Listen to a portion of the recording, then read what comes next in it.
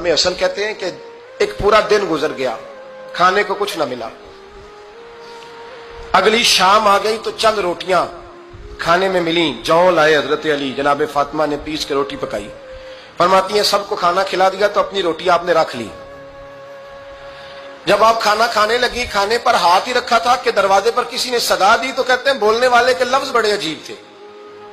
जिसने सदा दी ना उसके लफ्ज बड़े अजीब थे। कहने लगे और रसूलुल्लाह की बेटी, मैं 2 दिन से फाके में हूं तो मुझे पता है इस घर से रोटी जरूर मिलेगी। जनाब फातिमा ने ना खाना उठाया, इमाम हसन को कहने लगी बेटे दे आ।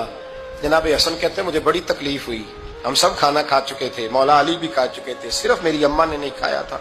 माँ और बेटे का प्यार और फिर हसन हुसैन और सैयदा का प्यार।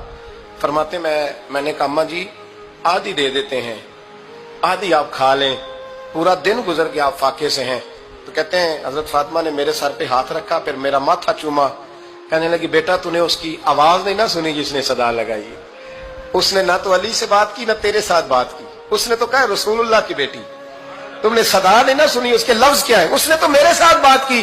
और फिर फरमाया बेटे मैं 1 दिन से फाके में हूं, वो 2 दिन से फाके में, मेरा 1 दिन गुजारा और हो जाएगा उम्मत के साथ। एक दिन ना एक नबी पाक की बारगाह में शख्स आया, उसने कलमा पढ़ा।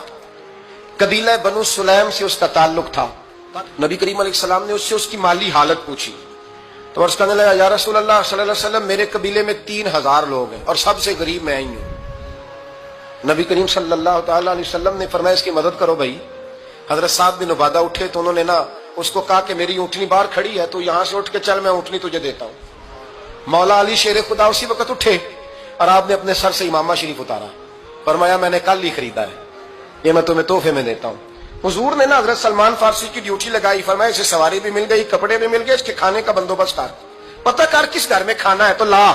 हजरत सलमान फारसी कहते हैं मैं गली में निकला तो पहली नजर मेरी सैयदा फातिमा के दरवाजे पे पड़ी। मैंने दस्तक दी, सैयदा फातिमा अंदर से बोली कौन है? मैंने कहा मैं गुलाम सलमान फारसी।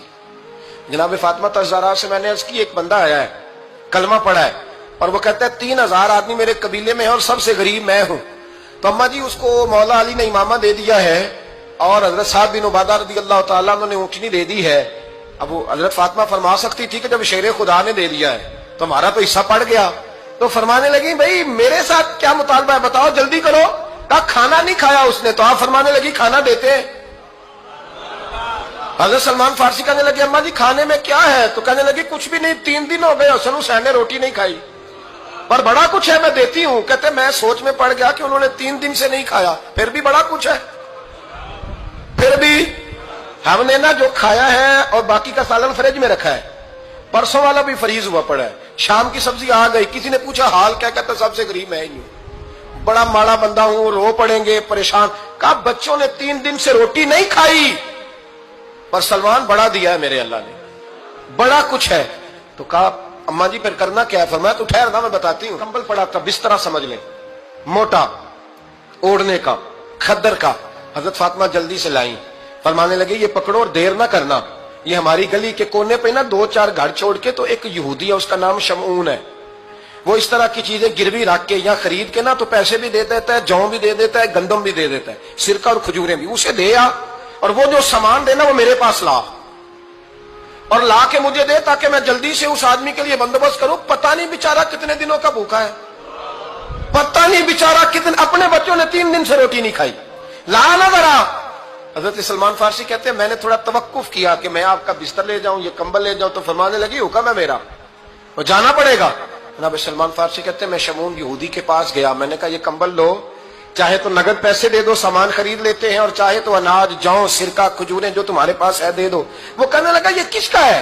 बड़ा शानदार है, बड़ा खुशबू वाला है।